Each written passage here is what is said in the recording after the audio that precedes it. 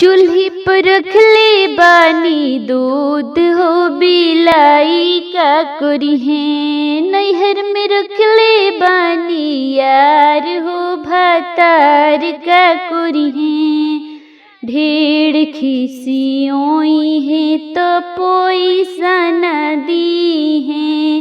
ढेर खिसियोई है तो पैसा न दी है।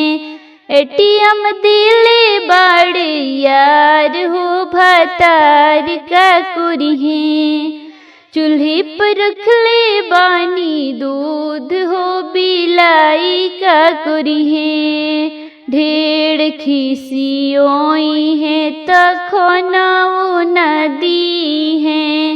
ढेर खिसियोई है तो खानाओ न दी है। होटल घुमैले बाड़े यार हो भातार का करी है।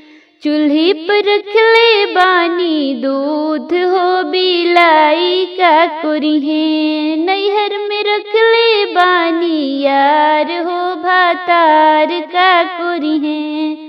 ढेर खिसियोई है तो साड़ियों न किनी है। ढेर खिसियोई है तो साड़ियों न किनी है।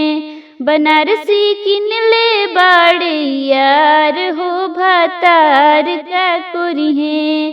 चूल्ही पर रख ले बानी दूध हो बिलाई का करी है। नैहर में रख ले बानी यार हो भातार का करी है।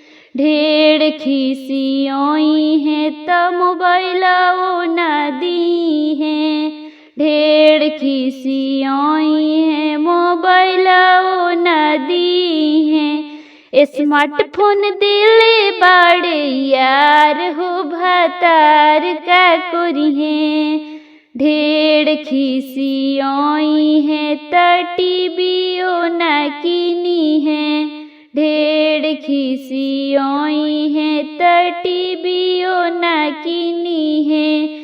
एलईडी दिले बाड़े यार हो भातार का करी है। चूल्ही पर रख ले बानी दूध हो बिलाई का करी है। नैहर में रख ले बानी यार हो भातार का करी